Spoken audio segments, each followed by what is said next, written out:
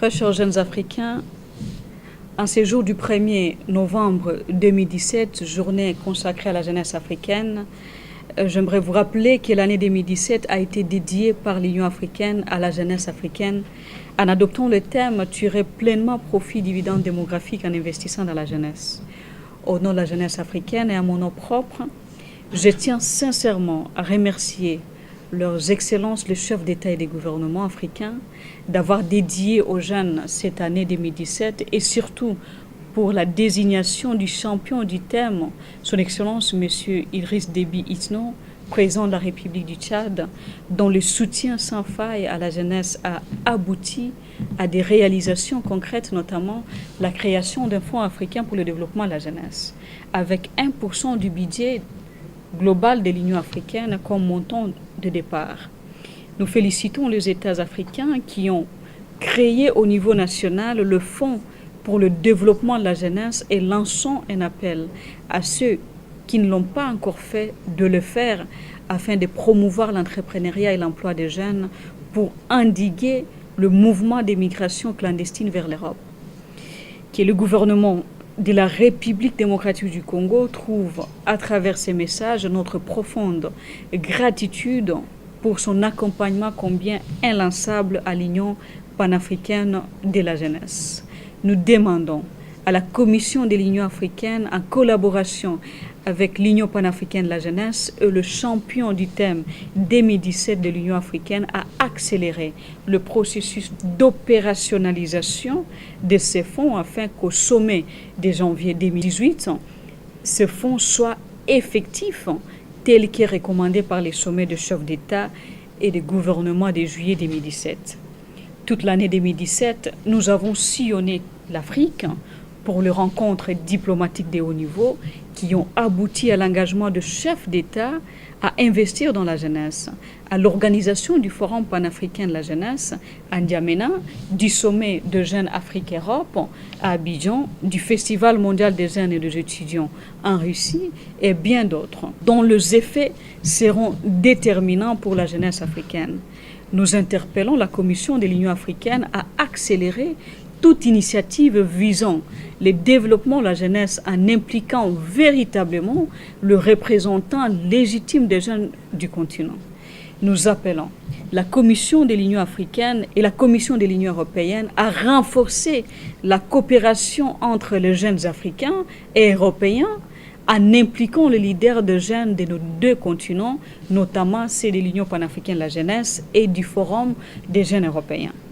En cette période, l'Afrique se prépare d'accueillir l'Europe à Abidjan la fin de ces mois avec un thème sur la jeunesse. Nous remercions le Forum européen des jeunes pour leur franche collaboration et considération qui nous ont conduits à la réussite du 4e sommet des jeunes africains et européens tenu récemment à Abidjan en Côte d'Ivoire. Nous remercions également le gouvernement ivoirien à travers son Excellence, Monsieur le Président Alassane Ouattara.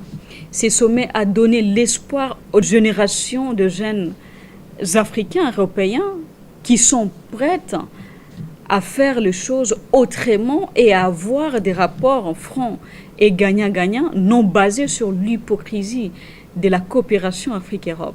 L'Afrique doit gagner, tout comme l'Europe, car aucun de ces deux continents n'est sous-tutelle de l'autre. L'Afrique est un continent et non un État. Nous sommes un grand peuple qui mérite sa place. Nous dénonçons l'inefficacité également et le manque d'équité dans le chef de la division de la jeunesse au sein de la Commission de l'Union africaine.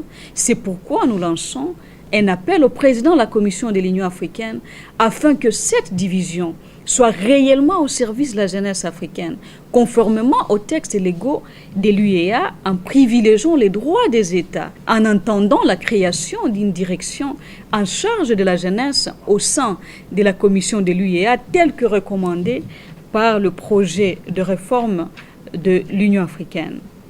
Nous condamnons toute ingérence extérieure et dictat visant à déstabiliser les États africains sous prétexte de la démocratie et des droits de l'homme et surtout pour le changement des régimes qui profitent aux commanditaires plutôt qu'aux peuples africains. Nous renouvelons notre engagement à promouvoir le panafricanisme et le patriotisme des jeunes Africains.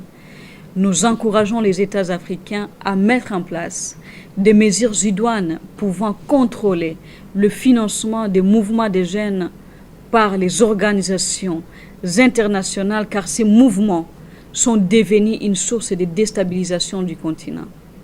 Nous interpellons la jeunesse africaine de faire preuve de patriotisme pour défendre nos États. Les jeunes Africains deviennent de plus en plus conscients d'une nouvelle forme de colonialisme qui menace la stabilité du continent par les donneurs de leçons.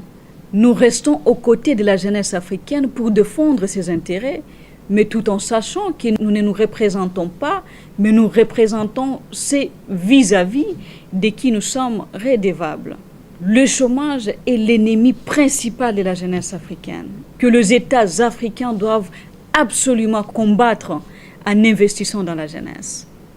Nous félicitons la Russie, à travers son Excellence Monsieur le Président Vladimir Poutine, pour l'organisation du 19e Festival mondial des jeunes et étudiants, qui a réuni un plus grand nombre de pays africains sans discrimination, contrairement aux autres manifestations sélectives de jeunes qui s'organisent à travers le monde. Nous apprécions le renforcement des relations entre les jeunes Africains et Russes, des relations basées sur le respect mutuel. Nous réitérons notre appel à la réforme des Nations Unies et à l'intégration permanente de l'Afrique au Conseil de paix et sécurité de l'ONU. Nous condamnons les manipulations politiciennes de jeunes qui les poussent à mener des actions de violence et terrorisme dans plusieurs États africains, notamment au Sud-Soudan, au Kenya, en Centrafrique, en Somalie, en République démocratique du Congo, au Burundi, au Mali, pour ne citer que cela. Et mettons en garde leurs commanditaires. Nous appelons les jeunes Africains au boycott de tout programme des gouvernements de leur pays n'ayant pas de programme concret en leur faveur. Nous lançons un appel au Parlement africain de n'adopter aucun budget qui ne tient pas compte des investissements dans la jeunesse. Nous serions gré au gouvernement africain d'accompagner les conseils nationaux de la jeunesse dans les États africains afin de leur permettre de jouer pleinement leur rôle tel que stipulé dans la Charte africaine de la jeunesse. Les jeunes Africains sont un atout pour la compétitivité de l'Afrique.